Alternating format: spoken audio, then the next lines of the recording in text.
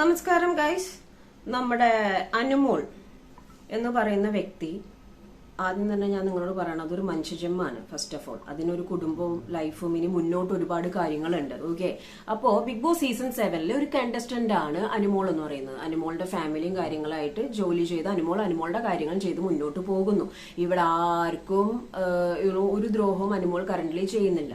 Big boss കഴിഞ്ഞിട്ടും അതിന്റെ ഉള്ളിൽ നിൽക്കുന്ന ഏതൊരു വ്യക്തികൾക്കും ജീവിതം ഉണ്ടെന്നുള്ള കാര്യം മനസ്സിലാക്കാതെ ഫേക്ക് അക്കൗണ്ടിൽ അനുമോളുടെ വീഡിയോസിന്റെ താഴെ വരുന്ന കമന്റ് സെക്ഷൻസ് സഹിക്കാൻ വയ്യ. ഞാൻ എല്ലാത്തിന്റെയും സ്ക്രീൻഷോട്ട് എടുത്ത് വെച്ചിട്ടുണ്ട്. ഒരെണ്ണം പോലും നിങ്ങളുടെ മുന്നിൽ വായിക്കാൻ പറ്റുന്ന സംഭവമല്ല. അനുമോളുടെ ഡാഷ് ഡാഷ് ഡാഷ്, പിന്നെ അവരുടെ അമ്മ വരെ, മനസ്സിലായോ, അവരുടെ അമ്മ വരെ തെറി പറഞ്ഞ് ഡാഷ് അനുമോൾ, ഫുൾ ഡാഷ് ആണ്. ഫുൾ ഡാഷ് വെച്ചിട്ടാണ് നമുക്ക് സംസാരിക്കാൻ പറ്റുന്നുള്ളൂ. അത്രയും മോശമായ രീതിയിലാണ് അനുമോളുടെ ഡാഷ്. അനുമോൾ എന്നുള്ളത് വേറെ രീതിയിൽ. പിന്നെ ബിഗ് ബോസിനെ അനുമോളിനെ കണക്ട് ചെയ്തിട്ട് കുറെ കാര്യങ്ങൾ വളരെ മ്ലേച്ഛമായ രീതിയിൽ, എല്ലാം ഫേക്ക് അക്കൗണ്ടാണ്. ഒരു 100 കമന്റ്സ് ഞാനിപ്പോൾ എടുത്തു വെച്ചിട്ടുണ്ട്. ഒരെണ്ണം പോലും നിങ്ങളുടെ മുന്നിൽ വായിക്കാൻ പറ്റുന്നതല്ല. ആകെ അതിനകത്ത് വായിക്കാൻ പറ്റുന്നത് അനുമോൾ അമ്മ എന്ന് മാത്രമേ ഉള്ളൂ. അതിന്റെ അപ്പുറം ഇപ്പുറം വന്നിരിക്കുന്ന കമന്റ്സ് തള്ള സഹിക്കില്ല. സത്യം പറഞ്ഞു ഞാൻ ഇവന്മാരൊക്കെ നേരെ കിട്ടിക്കഴിഞ്ഞാണ്ടല്ലോ ചെകിട്ടടിച്ച് പൊട്ടിച്ചിട്ട് താടിയുടെ ഇവിടെ മുട്ടി റാട്ടി കൊടുക്കണം. ഓൾറെഡി അനുവിന്റെ ഫാമിലി കേസ് ഫയൽ ചെയ്തിട്ടുണ്ട്, കേസ് കൊടുത്തിട്ടുണ്ട്. ഓൾറെഡി അവർ ഇന്നലെ പ്രൊസീജിയർ എല്ലാം ചെയ്തിട്ടുണ്ട്.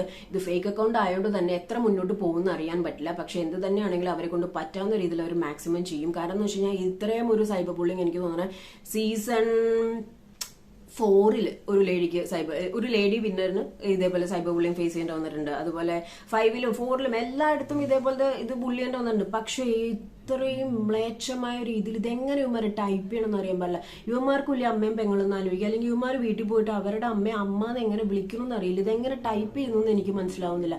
അത്രയും എന്താ പറയാ, എനിക്കറിയില്ല എങ്ങനെ ഇതിനെ നിങ്ങളുടെ മുന്നിലോട്ട് എക്സ്പ്രസ് ചെയ്യേണ്ടെന്നുള്ളത്.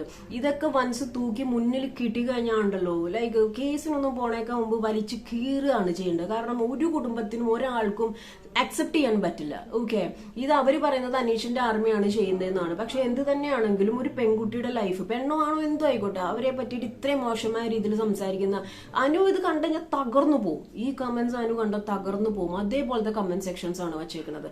അപ്പം എന്റെ ദൈവമേ, ഈ സോഷ്യൽ മീഡിയ ഇത്രയും വൾഗറാവുന്നത് കേരള പോലീസിനോടാണ് ചോദിക്കേണ്ടത്. വൈ ഈ സൈബർ ബുള്ളിങ്ങിന് ഇത്രയും ലോ ആയിട്ട് കാണുന്നതുകൊണ്ടാണ് ഇത്രയും സിറ്റുവേഷൻസ് വേഴ്സ് ആയിട്ട് വരുന്നത്. അപ്പൊ കേരള പോലീസിനോടാണ് ചോദ്യം. നിങ്ങളുടെ മുന്നിലാണ് ഈ അഴിഞ്ഞാട്ടം നടക്കുന്നത്. നിങ്ങൾ ഇപ്പോഴും ഇതിനെ റൈറ്റ് ആയിട്ട് കാണുന്നുണ്ടെങ്കിൽ എല്ലാവർക്കും ഇതിങ്ങനെ മെന്റലി എടുക്കാനുള്ള കഴിവുണ്ടായിന്ന് വരില്ല. ഒരുപാട് വിഷയങ്ങൾ വേറെ ഉണ്ടാവും. അതിനും നിങ്ങൾ കേരള പോലീസുകാർ മറുപടി കൊടുക്കേണ്ടി വരും.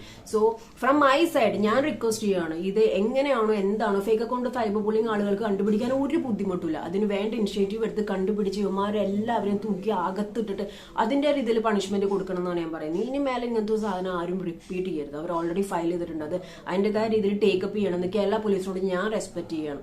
എല്ലാം ഫേക്ക് അക്കൗണ്ട്, എല്ലാം ഇതിന് മാത്രം ഫേക്ക് അക്കൗണ്ട് ഉണ്ടാക്കി ഇങ്ങനെ ഒരു പെൺകുട്ടിയെ തെറി പറയും. ഇവന്മാർക്ക് എവിടെ സമയം? അപ്പൊ ഇത്രയും ജോലി ഇല്ലാത്ത ദരിദ്രരായ, എന്താ പറയാ, സെക്ഷലി ദരിദ്രരായ, തൊഴിൽ ദരിദ്രരായ ആൾക്കാരുകൾ ഇവിടെ കേരളത്തിൽ ഉണ്ടല്ലോ എന്ന് ആലോചിച്ചിട്ടാ.